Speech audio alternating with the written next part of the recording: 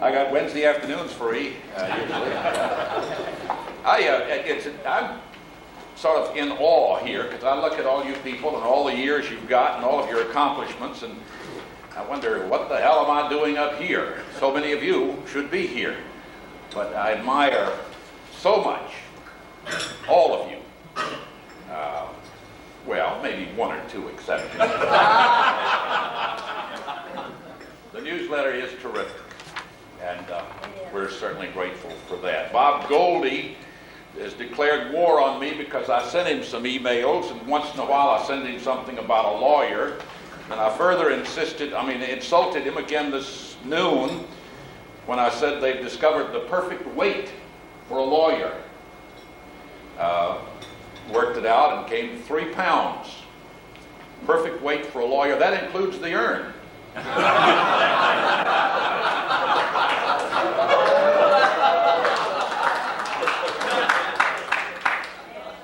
what I just got, they come in. This is from a lady out in Seattle. Her husband was captain of the John F. Kennedy when it was here.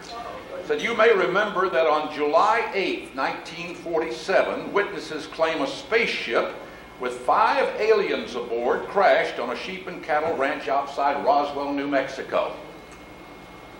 This is an incident, of course, that many say has been covered up by the government.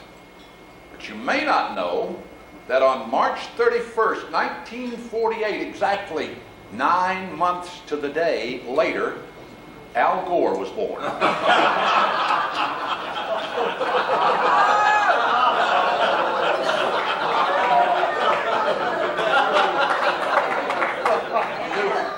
Careful, Herb, it's going on the website. Did you ever know a presidential candidate shoot himself in the foot more than Bush has done the last few weeks? Wow.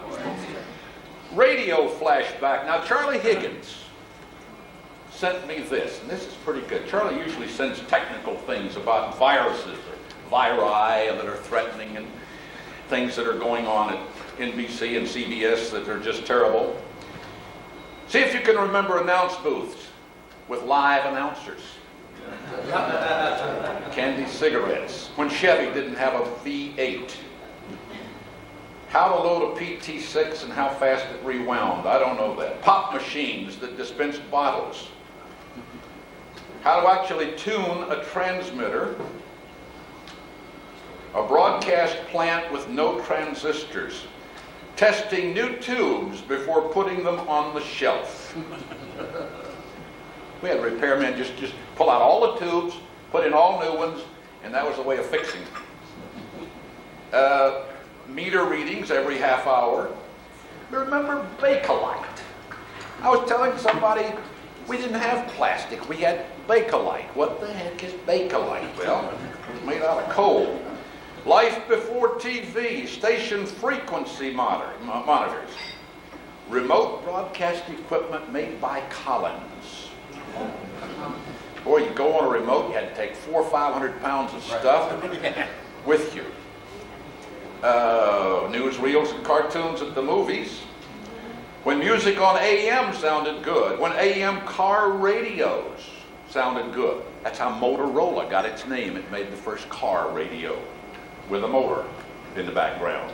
FM meant fine music. Telephone numbers with a word prefix like Webster and Elgin and so forth. Broadcasting in stereo. I bet you experimented with that. You'd have an AM station and an FM station. You'd use 2 radios, and you stood in the middle, and you got stereo. It's probably enough. Little peanut tubes. Bill Webster remembers Howdy Doody. You weren't yet. Bill Weber, I'm sorry, I said Webster. 78 RPM records. Dave knows those. Spots that come on ETs. Remember when you used to have to say, by electric transmission. Transcription. It's been a long time. Back up the big old World 16-inch discs. Yeah, 33 1/3. Remember S&H green stamps? Yeah. Hi-Fi. We're talking about this.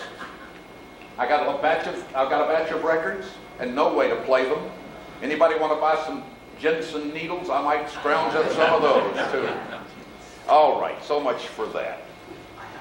I'll make some notes on here. I came to Philadelphia and I was a pure country kid. Came from Richmond, Virginia, but I hadn't gotten cured from being country. And I'd be thrown into something because you're on television or radio. You got invited to a lot of things that you'd say to yourself, what am I doing here? And I remembered growing up in poverty that few people would know, and I would be sitting next to the governor, the mayor, or some admiral or general or corporate head, and I would say, what the hell am I doing here in this company? But TV does that.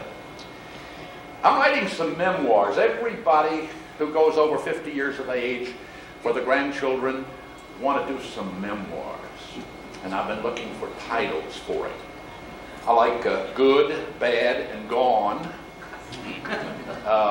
One chapter, growing up on the Dan River in North Carolina. I remember reading Tom Sawyer and Huckleberry Finn and thinking, so what? Nothing new. And that chapter's going to be named Me and Dink. He was my best buddy, Dink. Me and Dink and the Dan. And Albert Einstein had a good one. Albert Einstein was quoted as saying, will it matter that I was? That's pretty hefty. But I also like, for all of us here who didn't miss it, a title called You Missed the Really Big Show. Because the really big show in all of history took place during your watch in broadcasting. More babies were born from 1950 to the year 2000 than had been born in all of history before. I didn't do it. Look. Never once suspected.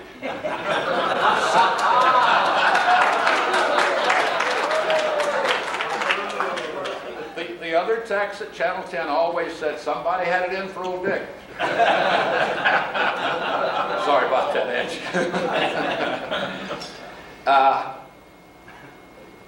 Now we want to write, the last 50 years were amazing. We all know the changes that took place in equipment. The tubes disappeared. When I got my Hall of Fame award here, I went back across the street to Channel 10 and put it on my desk because I was so proud of it. Good looking. It's a good looking trophy. And my congratulations to Dave Roberts and Austin and so forth. I took that back and put it on my desk. And people in the newsroom came over and a couple of them said, what's that little light bulb doing in there? It's a little floating vacuum tube. What's that little light bulb doing? I once had dinner with General Doolittle, Jimmy Doolittle, down at the Franklin Institute.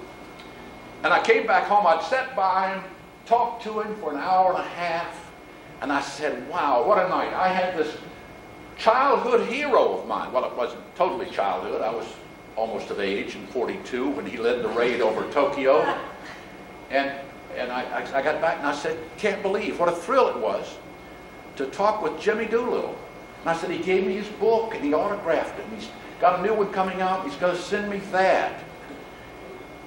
And no one in the newsroom had ever heard of Jimmy Doolittle. No one in the newsroom had any idea what the raid on Tokyo was.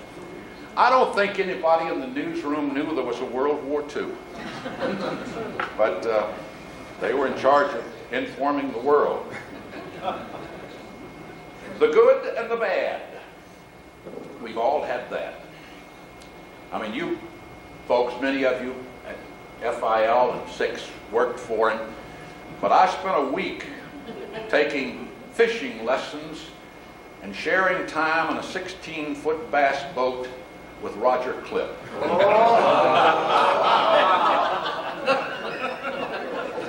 You had the life jacket on, right? Did he buy? I still have. You can't. No, he didn't buy. But I still have the scars from that. You get great experiences, I think, in this business. I went out once to, and Bob Trout, my dear friend, and Ann, and Jane Felix, thank you for bringing them. Big surprise.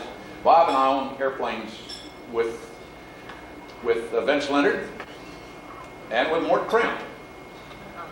And when Mort flew a plane into a storm and put down at Robbinsville Airport outside of Trenton, and the airplane tilted over and dented the wing, $22,000 worth. I said, that's enough flying for me. I've got kids in college, and so I quit.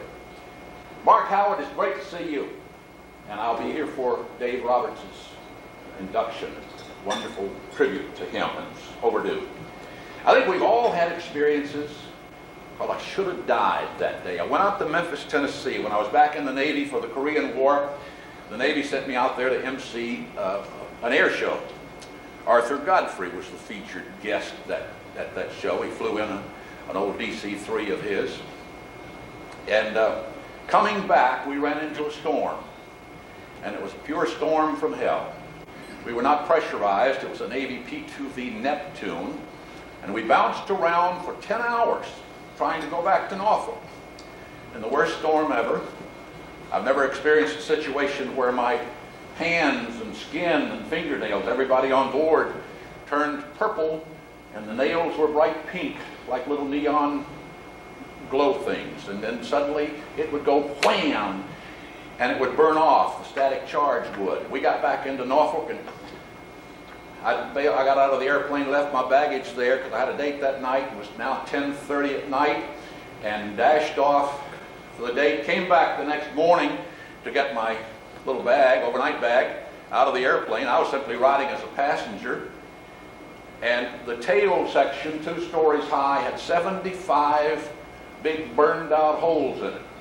Most of them were this size, but 12, 13 of them you could put a honeydew melon through. And they had to replace everything because all the aluminum in the tail was starting to powder and pulverize. Should have died that day. Routine experiences you pick up in broadcasting and other places. Experiences like war. Broadcasting can be boring. They used to say about being a war, it was boredom, except once in a great blue moon there would be exciting, fearsome time, and the rest of it's boring. I don't think broadcasting was ever that boring, but a lot of it was routine in a way. Exciting, frightening, rewarding, a little bit of tedium. But wasn't it fun? Wasn't it great? Look forward to your series, Ed Cunningham. You do wonderful things, and Bill Moyer's doing a fabulous series. Opportunities in broadcasting, meeting people. You think about the people you got to know. Dick, you met the golfers, you met the big sportscasters, you met in the studio. Tremendous numbers of people. Walter Matthau died not long ago, and I remember he came in to the studio, and we were doing a live show, midday thing, and Walter Matthau was on the program. No guest got more than 5 minutes. And he came in during a commercial, took his place on the set, and I said, the little boy over there, that's got to be your son. And he said, yeah, that's Walter Jr., 7 years old. And I said, bring him over. And he said, well, he's never been on TV. And I said, all the better. And you remember things like that, and for Walter Matthau, it was a great thrill. Heard from Ginger Rogers every Christmas until she passed away. Said it was the best experience she ever had. Paul Anka tried to get the tape of the show because he was substituting on the Carson show one night, and he wanted it, and of course CBS said, no way. But you got to meet, and you still do get to meet people because you were in broadcasting. Because I was in broadcasting, I got to fly with the Blue Angels 4 times. I actually rode the show with the Canadian Snowbirds. Best flight experience I ever had. I've been 850 feet deep on a couple of Trident submarines out of Kings Bay, Georgia. They dwarf the Kursk that sank. 75 feet longer than the Kursk. I've been at sea on a number of carriers in addition to the one I served on back in WW2. You get to cover stories. I've always been a little proud of a couple of things in broadcasting. I won the AP award for news coverage, not weather, in 1972 for coverage of Hurricane Agnes. Left the TV station every morning at 6, got back at 4, went on the air with the weather at 6 and 11, back on the road in the morning from Wilkes-Barre at 6 in the morning, 9 days running. I used to get in the car, the cameraman driving, and I'd be asleep before we got to the expressway down the hill, and wake up going down the hill into Wilkes-Barre. Making a difference. In broadcasting, you have a chance to make a difference. I think all too often now people in broadcasting as just the news this week. They're trapping kids into watching things now, Hollywood and the entertainment industry. They're getting them into violence. Kids can tune into porn. Kids' programs are encouraging violence now. There is a great need to make a difference. Steve Allen is now on a big energy burst and spending a lot of money trying to get kids' programs better. I think it's almost chaotic what he's trying to do. He's tilting at windmills, and the profit margin is a whole lot more important than morality. So I don't know whether Steve Martin's going to succeed or the government's going to succeed. The kids are out there, the kids are a market, and whatever it takes, they're going to give them that on the net and on TV. One of my mild sources of pride was 1974. We did a 5-part series back then, start on a Monday, finish on a Friday. And the series could run, 3.5 minutes a night. Gene, you remember that? We did those. So you got to you could concentrate on something. And I did one on the disabled, called Making It the Able Disabled. And started on a Monday night, and that first one, I spent the day in Center City in a wheelchair. There was not a theater in town accessible to a wheelchair person. The Welcome Center, the round building, was up 4 steps. The Easter Seal Society for Crippled Children was on the 3rd floor, no elevator.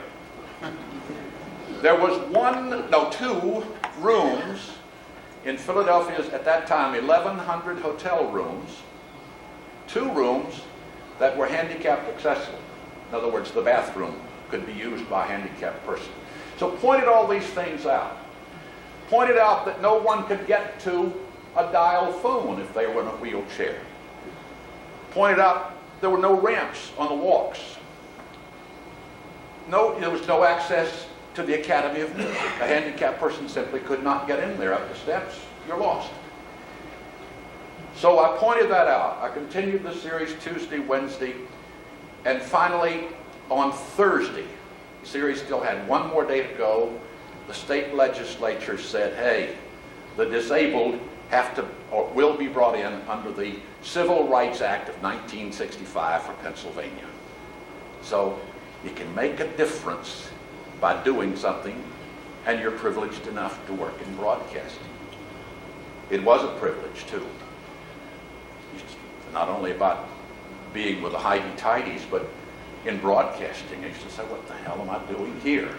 I had a boss back in Richmond, and we were getting ready to go on the air with a television station after the licensing thaw took place after the Korean War. No licenses were issued for a long time.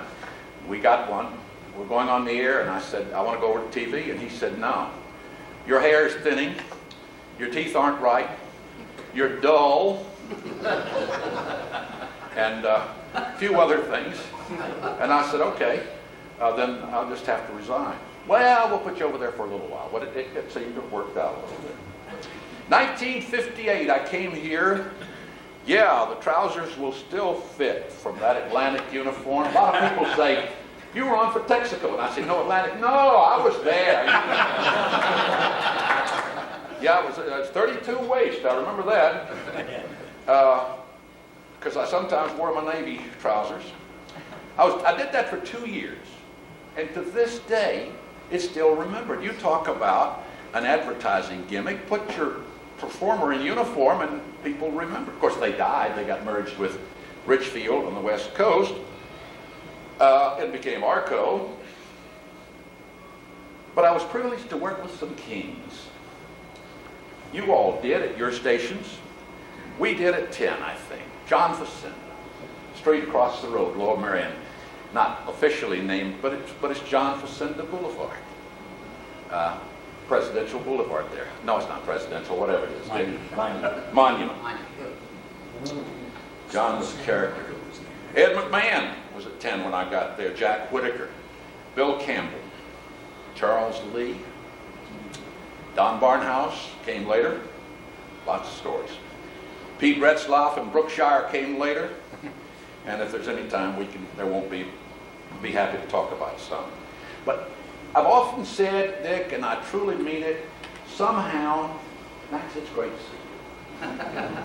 Great to see you. But anyway, I always admired the Tex because I never knew really what they did to perform the miracle that it takes to put that signal out. I didn't understand the technical end of the business, what we relied on them, and I always admired them. Seemed to get along with them. Went to dinner with the Tex. Went to their homes. They came to mine. I mean, I got along with everybody, but I really did like the Tex. The good old days, you say it to this people, the good old days really were good. Compare today and programming. Gene, I know your son does Friends, other things. He's great. David.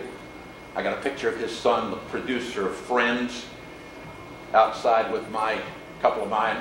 They're same ages, short pants, handsome little devil he was. But it was a long time ago. But you compare what is on television largely now.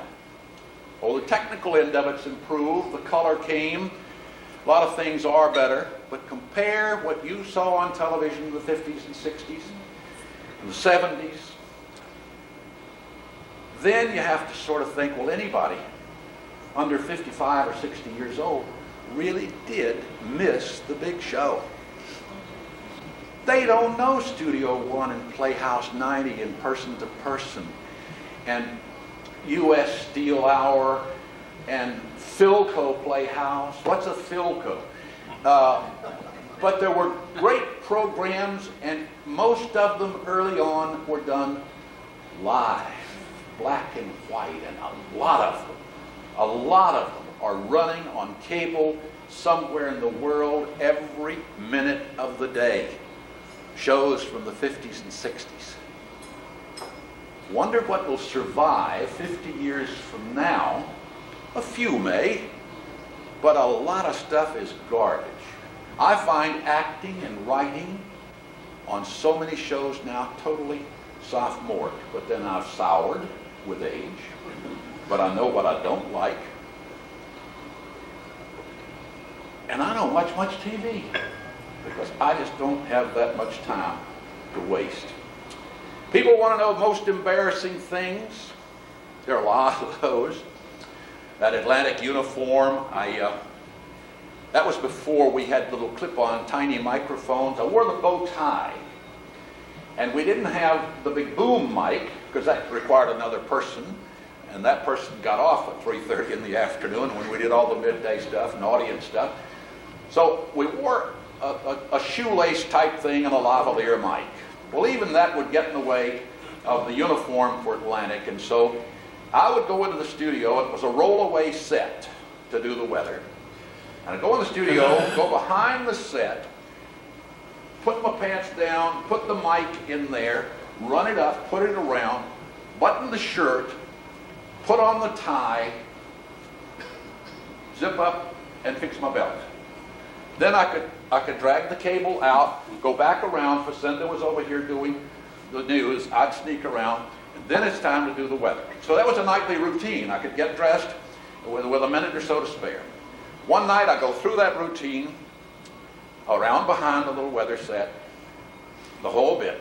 Off with the trousers, up with the mic, up with the trousers, button my shirt, put on the tie, tuck it into the trousers, go out. And I happened to look up, and closest there were 35 members of the Narberth Junior Women's Club.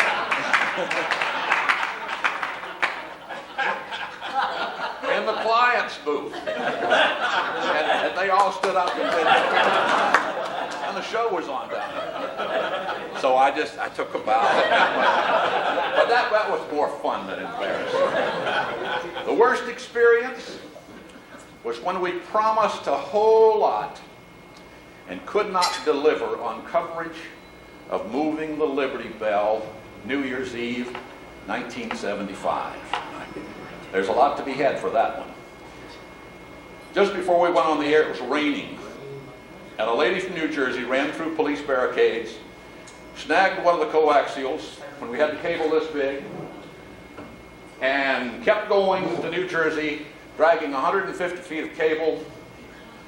I lifted the camera off its mount, but she kept going. Don't know what she ever did with all that coaxial cable, but it cut us to one camera for that bit there. One, maybe two, but we lost another one because the rain continued to pour.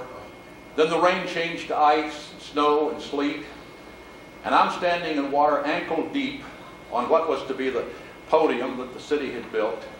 I would hold that microphone, and I don't know how it happened, but as I held the microphone in this hand, I took a 120 volt charge on this side of my nervous system. I'd put it to that side, and 120 volts would shift to that side. So I kept thinking, well, I'm going to die. Before the night was over, there were 5 inches of slushy ice, and the water was about 8 inches deep right in front of Independence Hall. And we did not do even a half-ass job of covering that event. For the next 5 or 6 weeks, I stayed at the station every night till 3 or 4 o'clock in the morning on an IBM typewriter, and I wrote nearly 600 individual letters of apology to people who wrote in that time. I would stay there writing letters. I could write 20, 25 letters some nights, and I did it because it was terrible.